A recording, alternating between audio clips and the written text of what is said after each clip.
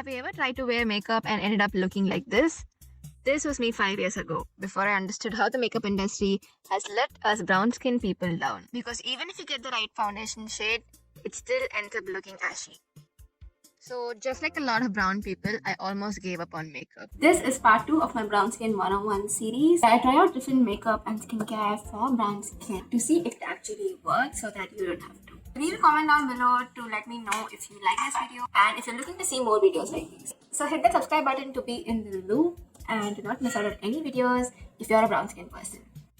So somehow not really knowing how to do makeup has made me more confident to not wear makeup outside sometimes and being okay with my hyperpigmentation and dark circles. But for the days you want to glam up or take it up a notch, I think it's good to know how to use color theory to your advantage. So in this video, I'm going to show you how to cover up your dark circles with concealer and to not look ashy. To compare and see, I'm going to use just the concealer on one side and use the color corrector and the concealer on the other side so that you can see the difference in real time. Before going in with any product, I like to prep my skin, especially under my eyes, because it tends to be really dry because I have dry skin, and if I add layers on top of it, it looks super crusty and creasy, which I really don't like. A very simple way that I use to prep my skin is to make sure that it's not really dry and it has some moisture in it.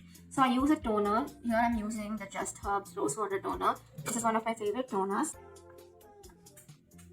I'm just gonna show what I do for my under eye area and not my whole skincare routine. Then I go in with a light moisturizer. Here I'm using Emollient. Emollient does leave a bit of a shine, so you can go in with any other moisturizer that you like, which isn't too heavy because you want to keep it very light. Just a little bit of moisturization and hydration is enough. Taking a bit of the cream and applying it under my eyes. I use this concealer from Maybelline. I'm not able to find which shade it is on the package here, so I'm just going to add it here. Let me use this concealer on one side of my face without the color corrector. I'm already dreading this. This already looks ashy.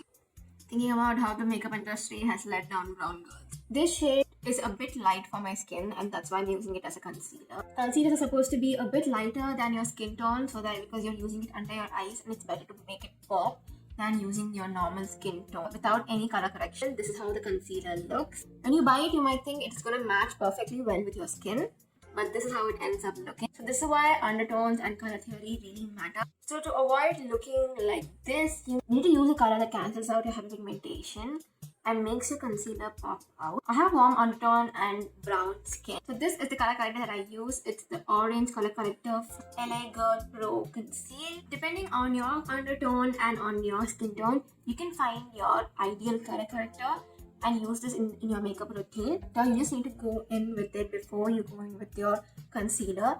I just use a bit of it. I don't use much, just a bit of it right where the hyperpigmentation is.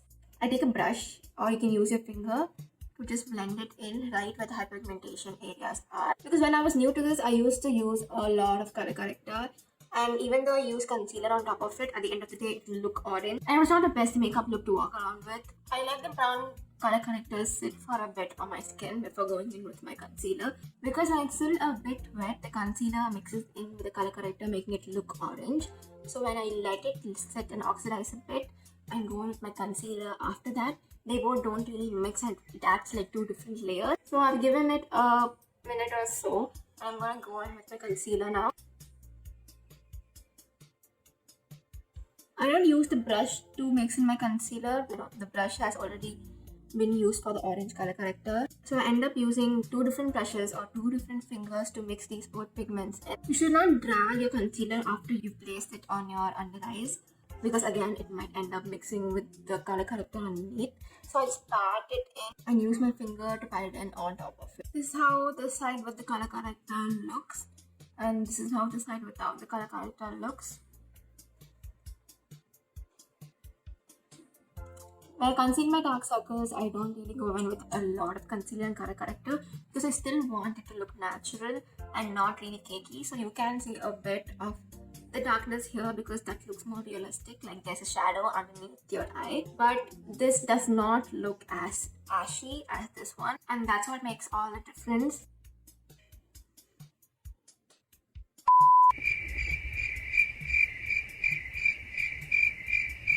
You don't really need to use this much product, but it makes a good thumbnail. If you guys like this video or found it useful, please do subscribe because I'm gonna be making a lot more videos for brown skin people. So please do subscribe and follow along with me on this journey. Do leave a comment down below what you want me to try next, and see you soon. Bye.